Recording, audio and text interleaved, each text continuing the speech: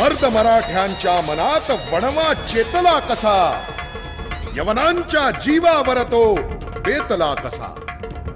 कशी लागली फुंकर त्यांच्या सळसळत्या रक्ताला, मर्द मराठ्यांच्या रक्तातला शिवाजी घडला कसा। खूप आनंद झाला।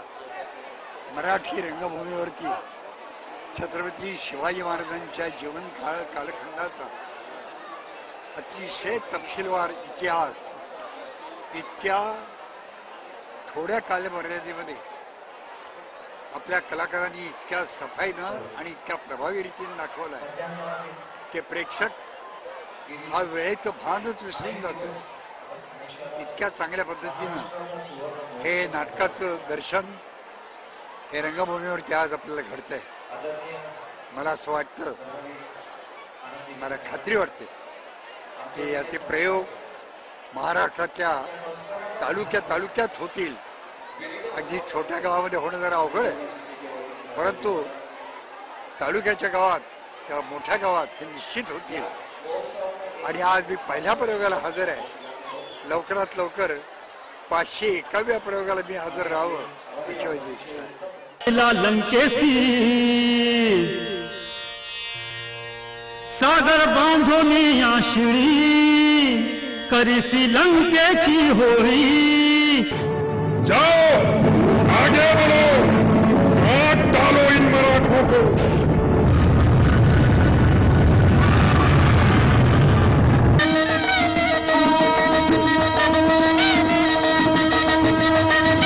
मोठ्या थाटामाटात आणि राजघराणेशाही पद्धतीने शहाजी आणि जिजाऊ यांचा विवाह पार पडला।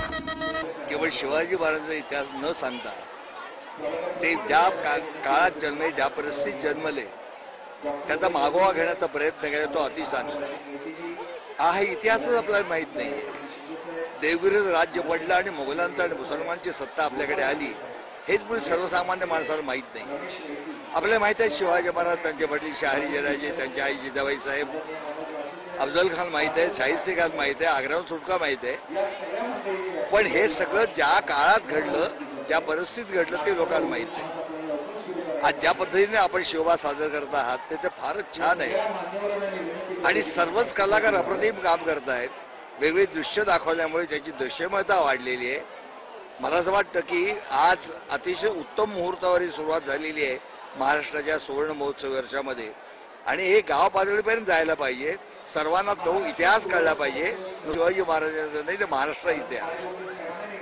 मी सर्व कलाकारांना, तंत्रज्ञांना आणि मुख्य म्हणजे आहे ज्या प्रतिष्ठानतर्फे हा कार्यक्रम होतोय त्यांना माझ्या सर्व शुभेच्छा।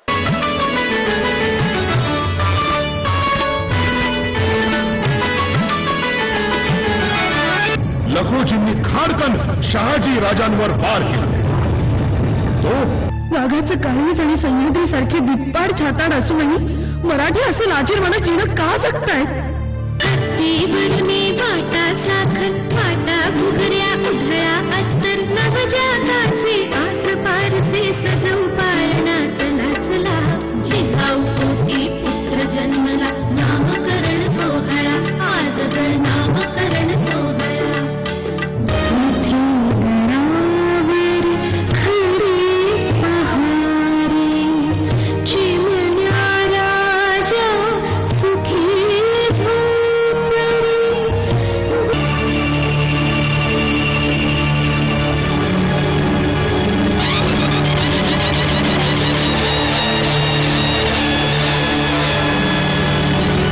प्रेरणादायी आणि आवेशपूर्ण असं नाटक हो।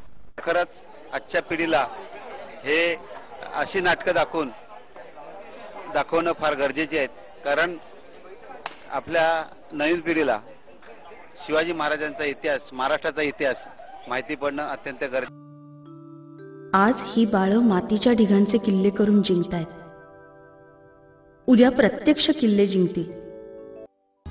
दादोजींना मुजरा करा।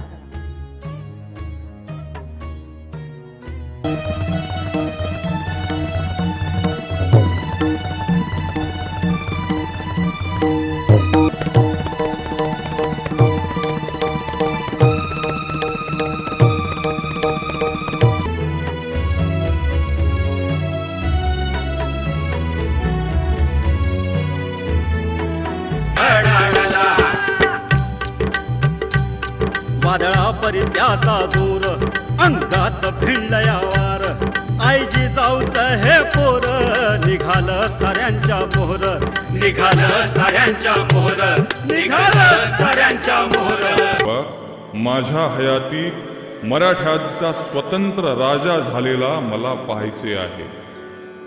येसाजी घेऊन जा या पाटलाला, याचे हात पाय तोडून गाढवावर बसवून रांझात नेऊन सोडा. येई गा विठ्ठला येई गा विठ्ठला येई गा विठ्ठला येई गा विठ्ठला.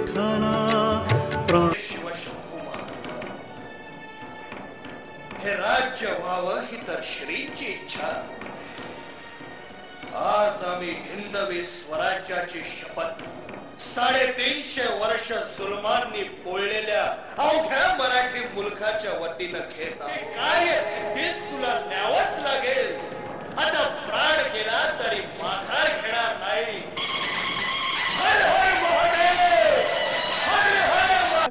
या कार्यक्रमाला येण्याचं भाग्य लाभलं आणि खूप आनंद झाला आणि आम्ही अगदी शेवटपर्यंत असा अर्धाच कार्यक्रम बघून परत जाणार होतो, पण शेवटपर्यंत थांबायचा योग आला.